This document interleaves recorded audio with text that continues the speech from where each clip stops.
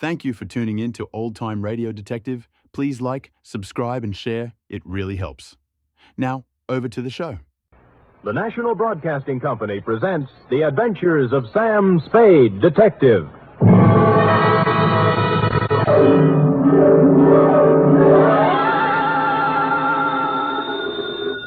Sam Spade Detective Agency? Me, sweetheart. Sam, would you mind telling me where you are? Not at all, Effie, not at all. Let's see, I'm at the ill-rigged Dunne Rab E-Tile Sea Grog. I don't understand it, Sam, but I think I caught the word grog. Oh, you're shrewd, Effie. You see, I'm on the inside, and the lettering is printed on the outside. Now, if you'll wait, I'll go outside and read it the right way, and then come inside and... Never mind, I've already guessed. You're at George's Elite Bar and Grill. Trapped. Sam, answer me. You promised me you wouldn't. Me? I promised? Me? You did, Sam. You promised faithfully to stay away from bars. You know how hard television is on your eyes. Have you got your glasses? One in each hand. Fill them up, George. Oh, Sam, I heard that. What will people think? They'll never know, Effie. I always drink here under another name. Oh. Just a little of the hair of the dog that bit me, Effie. But don't worry about me. Although it's true I have been dogging it and have been hounded from tree to tree, I am frisky as ever and will be in to unleash my canine chronicle, namely the dog bed caper, or he who lies down with dogs gets up with murder, or, condensed for easy reading,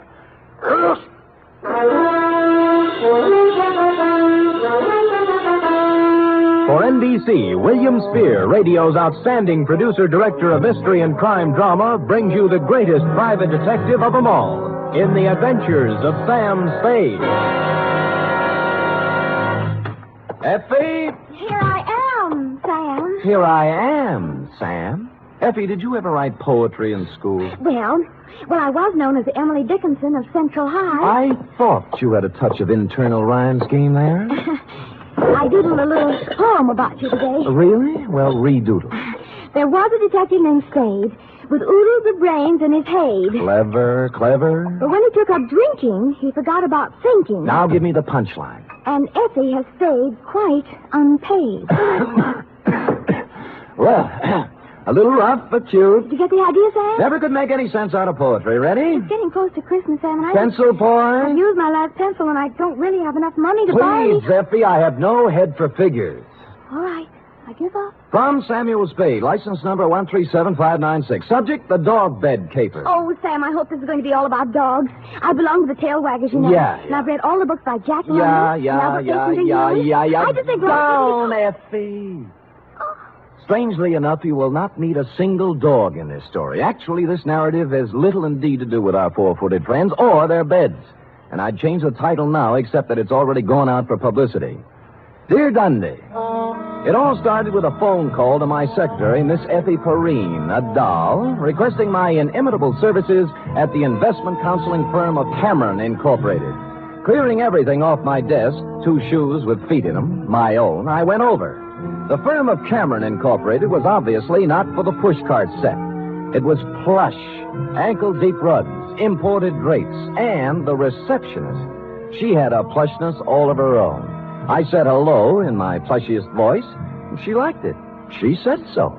Oh, I like the way you said that. Say it again. Life is too short to go back even for a moment. The past is a dead thing, the present dying, only the future alive and vibrant. However, hello. Is there something? There is. Could I ask a question? Why not? I will rephrase the question. What time do you stop working this evening? Around 6. Care to have... Why not? There's a little bar around the corner, okay? Why not? Why not, indeed? Bring your own money? Well, come anyway. Your name? Celeste. Mine's Sam Spade. Who's Mr. Briggs? He called me. Major Briggs? Why, he's our chief accountant. I just happened to have my door open. Did I hear someone inquiring about me? This is Mr. Spade, Major Briggs. How do you do, Major? It's a pleasure to meet you in person, Mr. Spade. I'm the man who called you, you know. I'm grateful, sir. Now, what is it I can do for you and Mr. Cameron? Oh, it's not for me that I called. I haven't a worry in the world, and it's Miss Cameron. Oh. Old Cameron's been dead for many years now. I see. Whatever she wants, Mr. Spade, do a good job. We are all counting on you. Will you please announce Mr. Spade, Miss Roberts? Certainly, Major. If you'd excuse me. Nice to have met you, Major. Miss Cameron? Yes? Miss Spade's here. Send him in, please. Go on, Sam. Have fun. Think I might? Why not? That girl had the most beautiful double entendre in town. Well, to get on, Adela Cameron was a career woman around 29, although the tailored suit made fine detective work difficult. No makeup, severe hairdo, and in spite of all this, chic. In fact, as we shook hands in a most businesslike manner, I had the feeling that something warm might well spring up between us. Something like a warm mutual dislike, maybe. But something. Most men simply cannot be told anything in confidence. They gossip. That's a switch. I don't appreciate your humor, Mr. Spade. I accept your apology. I will tolerate you because of your reputation. All right. I'm going to give you a very difficult job to do. Miss Cameron. What is it, Major? I'm sorry to interrupt you, but Courtney Pierce is on the phone. Mr. Spade, this is Major Briggs, our chief accountant. We've already met. Mr. Spade. Now, Adela, Pierce wants us to unload his short-term governments and buy American cattle. He's dividend crazy. AMCAT's declaring one in January, and he wants it. Well, let him do it. Well, I just want to protect your interests. You know what will happen to AMCAT after February. They'll drop 10 points, and he'll blame us. I went through this with your father when you and Greg were... That's right, Major. Well, tell him we advise against it. But if he persists, ask him for a release in writing. That's what I thought you'd do. That's the way your father would have handled it. I just want to protect your interests, my dear, that's all. I know. I just want to protect your interests. Well, don't worry about it. You know, we're not children anymore. All right, my dear. Where were we? Oh, you were giving me a difficult job. Oh, yes. Here is the business address of Mr. I.J. Barco. He's a wealthy manufacturer, a client of ours. I want you to find out everything about him, especially anything unsavory. Sorry, I don't do divorce or blackmail cases. Mr. Spade, this is not a divorce investigation. All right, what is it then? Why do we want a client shadowed, I believe is the expression? That's it? Because we believe he is investing money through us for some racketeers. If that were true, we would, of course, have to drop him. But we don't want to lose his business just on suspicion. I see. Find out anything you can about him. I'll give you $50 a day in expenses, 1 week guarantee. Will you consider the job? I have considered and taken the job. By the time I'd reached the door, she had already forgotten me and was hard at work on some papers. Outside, I planned to dally a few moments in idle chit-chat with Celeste. But before I had the chance, I was accosted by a husky young chap whom I'm afraid was a Princeton man. What were you talking about in there, Spade? Oh, you have the advantage, sir. Who are you? Gregory Cameron. Now, come on. What was Adela telling you? Well, if you step to one side, you can walk around me and ask her. Look, don't pull that cagey private detective routine on me. I pack a little weight myself. Well, pack it somewhere else, Sonny. I asked you a question. I expect an answer. There's your answer. Any more questions? He didn't feel much like talking then, and I was so irritated I walked out without saying goodbye to Celeste. When I reached the street, the white-haired old gentleman, Major Briggs, hurried out behind me. Mr. Spade, please don't think too badly of that boy. I've known him from the cradle. He's in a difficult emotional state at the Yes, moment. sure. As far as I'm concerned, Major, it never happened. Ah, you're a kind man, Mr. Spade. I could tell that when I first saw you. You're just the sort of man Miss Cameron needs. Well, I hadn't looked at it that way. If you require anything, don't hesitate to ask me. I've been with this company 40 years before those 2 children in there were born, and I know how difficult life can be at times. I just want things to go well for them. I'll do my little part, Major. Bless you, son. Bless you.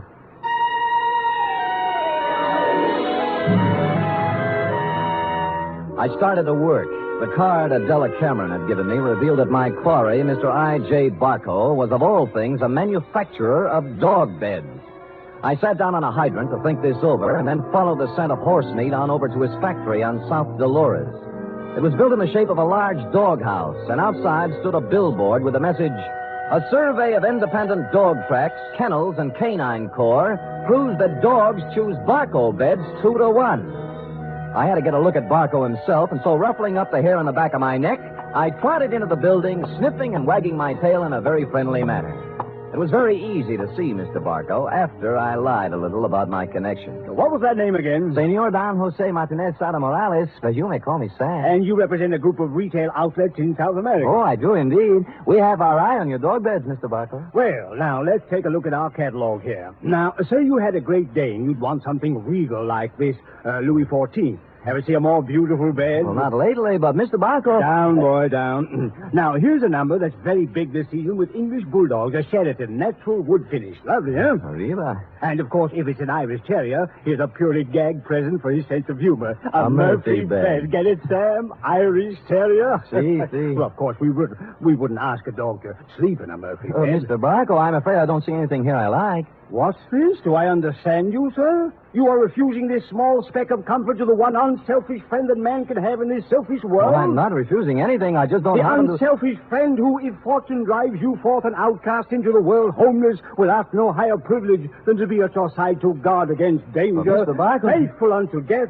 there by your graveside will be found the noble dog, My his head graveside? between his paws, his eyes sad but watchful, faithful... We shook paws, and I felt his nose to be sure it was cold. It was, and I left. I rented a car and took up a station outside the Barco factory. About 4 o'clock, he hurried out, jumped into a long, low vehicle shaped like a dachshund, and mushed off. I followed. An hour later, I was phoning my first report to Adela Cameron's secretary, Celeste. You went to the city hall. What did you do there, Mr. Spade? License bureau, marriage, not dog. Really? Where'd he go then? Grocery store where he bought 1 bottle of olives, 1 bottle of vermouth, and 1 bottle gin. I wonder what he's going to make. What recipe is that? Well, now he's in an apartment house on Post Street, just across from the drugstore I'm in, and judging from the groceries, intends to stay a while. He has laid in provisions. Uh-huh. Well, I guess that's all we wanted to know. What? Miss Cameron just told me to call you off the case. You'll still get your guarantee, though. Major Briggs will send you a check. Well, that doesn't make sense. Sam orders his orders. All right. What about tonight? I'm afraid not. Some other time. You mean it's all over? The half-daring, half-shy kisses on the Oakland ferry? The warm, passionate spring nights at Fisherman's Wharf eating abalone? Hello? Well...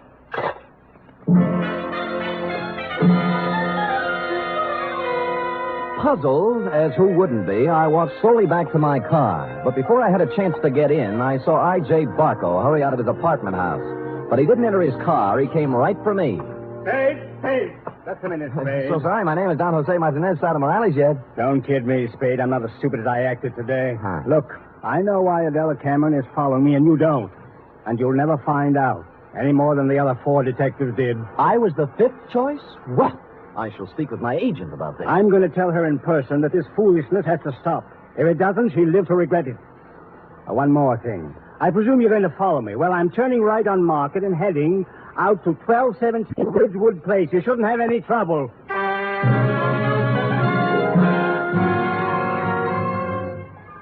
And with that, he spun on one heel and trotted to his car. He took off, but when I went to my car, it wouldn't turn over. And when I lifted the hood, I found out why. All my spark plugs were gone. I picked up a new set at a service station, looked up Adela Cameron's address in the phone book. It was 1217 Ridgewood Place.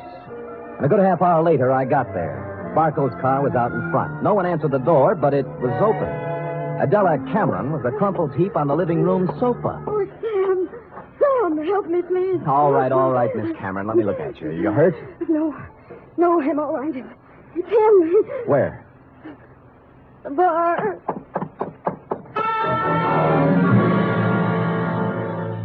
I hurried into the bar and was met with a strong odor of scotch. A bottle of it had been broken, and holding the neck of the bottle in one hand was I.J. Barco. He was on the floor, his hands slowly opened. The glass rolled out, and he died.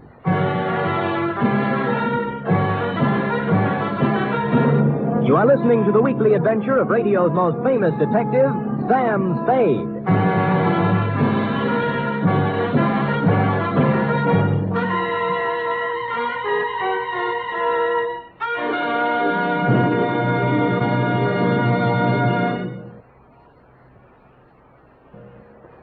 Act 2 of tonight's Sam Spade in just a moment.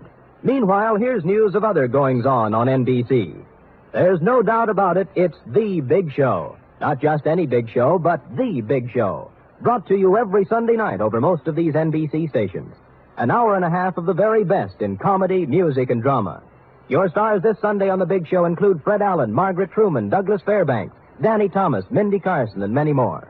All presided over by the glamorous Tallulah. No wonder it's the big show. Saturday night on NBC means mystery with the man called X, a man without a name who travels the world over on missions of intrigue and peril. Herbert Marshall stars as the man called X tomorrow and every Saturday evening on NBC.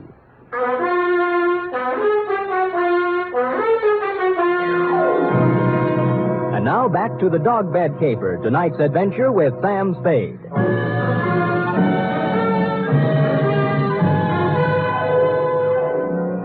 It took 3 bullets in the chest to finish off I.J. Barco. He'd apparently been standing there pouring a drink. Barco broke the bottle as he fell. I couldn't find any other signs of violence or any gun, so I went back to Adela Cameron. She was beginning to calm down. I don't know who did it. I just don't know. Well, it couldn't have happened more than a minute ago, and you were in the house, weren't you? No. No, after I left my office, I stopped in the store for some things. Then came home. When I was driving down Ridgewood, I heard some sound. And you thought they were a car backfiring. How did you know? I've heard this script before. Don't you dare accuse me of killing that man. It's not what I think that counts, but what the police accuse you of. Sam, I heard those sounds. I came in the house when I went into the bar. You didn't notice Barco's car out in front? Oh, I suppose I did. I don't know. I don't remember. Uh-huh. Who are you calling? Homicide. Sam, wait a minute. Just a minute, please. Wait for what? I want to tell you some things. All right. Go on. I kind of get the feeling I was hired to put the finger on the dog's best friend. That's not the way it was. The last thing in the world I wanted was for him to be killed. Oh, murdered, I mean. All right, what did you want? I'll tell you the truth. Why I really had you watching Barco. I'd be curious. We handled his investment account. My brother Gregory... We ran into each other. I heard. Well, Greg took $150,000 of Barco's money and invested it, without my knowledge, in a television company. I hear that medium's making money. But it turned out this company was just a front for some men who wanted to build a gambling syndicate up north. You mean your brother didn't know that? He knew, but there was supposed to be big money in it. He was going to give Barco a good profit and take the rest for himself. And Barco found out and threatened suit or something. He never would have known, but the deal fell through and the gambler said the money was gone. Then he asked about the investment. What could Gregory and I tell him? What did you? Unfortunately, the truth. We said we'd make up the money with interest, but he only gave us 90 days. We couldn't get it by then. So you didn't shoot him, your brother did, eh? No, Sam, no, he couldn't have. I know Greg. He'd have more sense. In my brief meeting with him, I didn't think he had any sense. Just one more thing before I call the police. And don't call them. Help me get him out of here. Somewhere. No dice. Sam, don't let my whole life be Stop it. You set me on Barco to find some blackmailing material, yes? Yes. And then why did you suddenly call me off the job tonight? I didn't. Your secretary said you did. I didn't tell her anything of the sort. Can I have that phone now?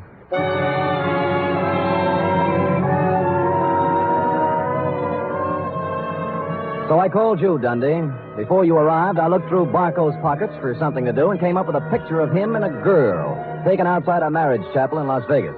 The girl was Celeste, Cameron Incorporated's plushy secretary, several years younger and 2 shades less voluptuous. Her address, 627 Finley, was supplied by a now hysterical Adela Cameron. No one answered Celeste's door, but I heard a shower going inside, so I took the liberty of entering. Persona non grata. Is there somebody out there? There is. Well, who is it? Come out and see. Oh, No false moves now. Keep that towel right where it is. Am I doing here detective work? And I must say I've already found out a great deal. well, Sam, I'll admit I did express the interest in you, but if you recall, I told you not tonight. It's my only night off. Sam, please leave. I don't want any difficult scenes. All right, we knock off the cute touches and get down to business. You were married to I.J. Barco, right or wrong? Wrong. Wrong, it's right. You were married in Las Vegas at the chapel of the Flamingo Hotel, the Tower. I was only married one day. My parents had it annulled. I was underage. Well, you don't have to worry about him anymore. He's dead.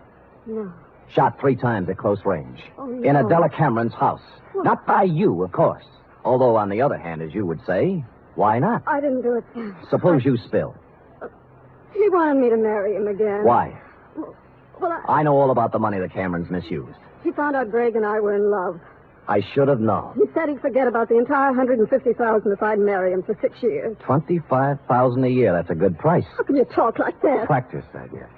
So, Gregory had another good reason for killing him. He didn't, Sam. I know he didn't. Anything that would stand up in court? I don't think so. Suppose we say you called me off Barco's tail so Gregory could get at it. I didn't. I called you off because I was supposed to meet I.J.'s apartment tonight and give him his answer. I couldn't do it with you there. Flimsy, but it might hold. The truth. I was going to see him, but I changed my mind. Any particular reason? You saw him. Would he be the kind of man I'd marry? You did once. Well, it looks bad for Greg.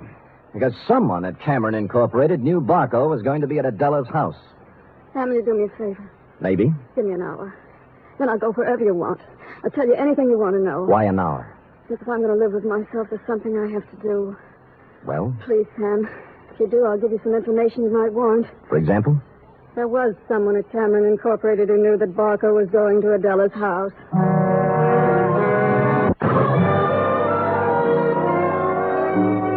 She must have known I was going to wait outside and tail her, but she didn't, because without once looking over her shoulder, she emerged from her apartment house, slithered into her car, and led me directly down to the railroad station. She met a man in the waiting room, threw her arms around him, whispered something in his ear, and they hurried out to track 7.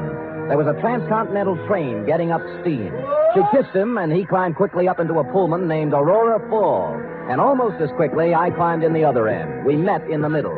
What are you doing here? I came to take you off the train, Greg, before you made a big mistake and left town. Now, look here, Let's not Spade. go through the intercollegiate tough talk again. Are you coming off, or am I going to carry you off? You're going to carry me off?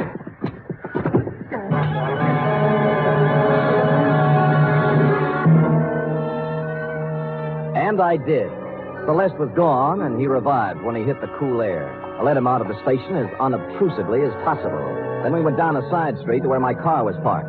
That's where he began to show signs of life. Spade, look. You're all wrong. Guy's got a right to leave town when he wants to. I'm going to sue you from here to the city hall and back. Shut up and get in the car. Celeste just told me about Barco. You don't think I did that, do you? As I get it, you and Celeste were leaving town together, right? Yeah, she told me to go on and she'd come later. That was unwise of both of you. Come on, get in. Spade, I didn't kill Barco. Nobody said you did. Now, if you'll kindly get in the car and give me an address I want, and you know, we'll go see who did kill I.J. Barco.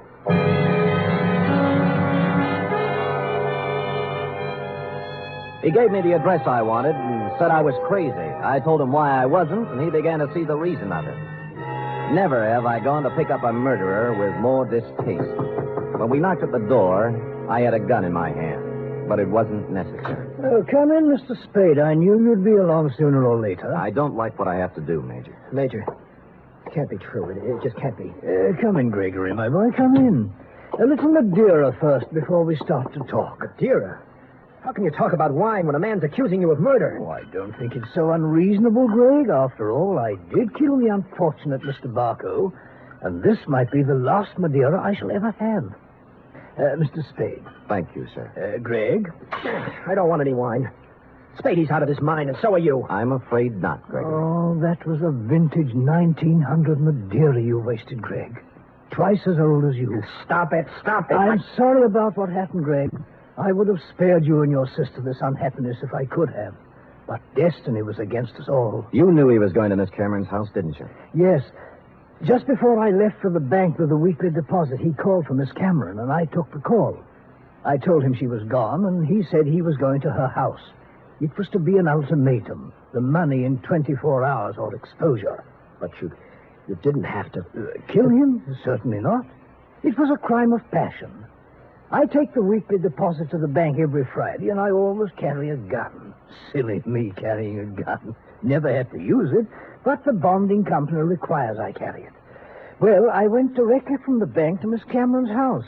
I wanted to help her face Barco. Was she there? Oh, no, Mr. Spade. She'd apparently stopped downtown to do some shopping.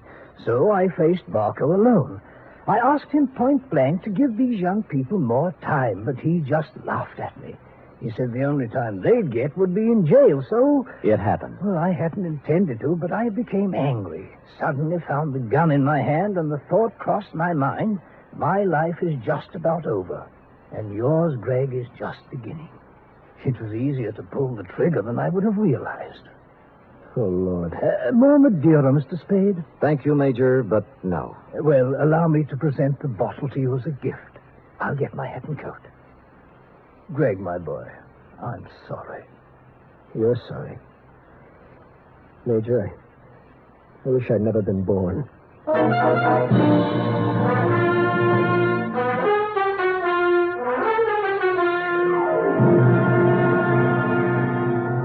Period. End of report. Oh, Sam. I wish I hadn't either. Hadn't what? Been born. That poor, poor man. Yes, our racket. It is. And poor Gregory. He'll have to go to jail for something, too. He will, Eth. He will. How about typing it out? Well, I hate to, but I guess it's my duty.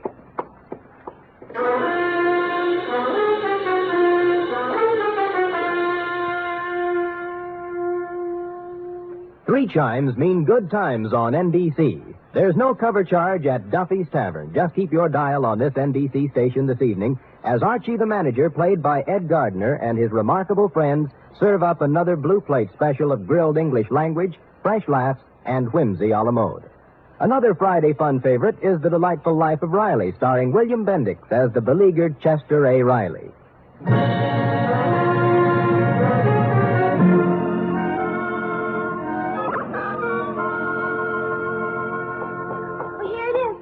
Now, let me see. Murder is all in place. Gunshots indicated. Dunde's grammar edited. My astuteness emphasized. Yeah, you've learned your job well, Effie. Oh, I'm glad you're pleased, Sam. Wait a minute. What's this? What? P.S. Dunde, hands off Celeste Roberts. She's mine. Effie, what's the meaning of that? Well, you are going back to see her, aren't you? After the way she threw herself at you, no? Do you think she's my type of woman? Oh, Sam, I think every woman's your type. Every woman but me. Now, Effie, come here. Would I have you working in this office if you weren't my type? Guess not. Well, then let that thought be your comfort. The world can have all the Celeste Roberts it wants. As far as... Oh, I can't go through with it. You see, Sam, you can have her if you want to. But in the end, I know you'll come back to me. I never doubted it once. Oh, Sam, you don't know how much you mean to me. Yes, I do, Effie. 3 weeks back salary. Oh, you. Good night. Good night, sweetheart.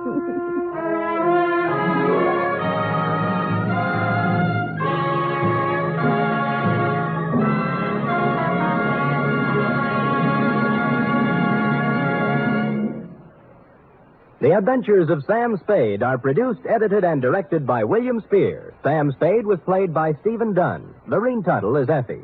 Script for tonight's adventure by John Michael Hayes and Dick Powell. Musical scoring by Lud Gluskin, conducted by Robert Armbruster.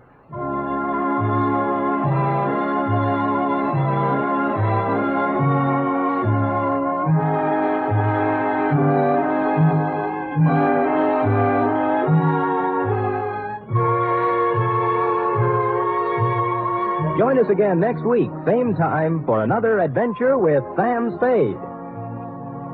Hear the magnificent Montague, then visit Duffy's Tavern on NBC.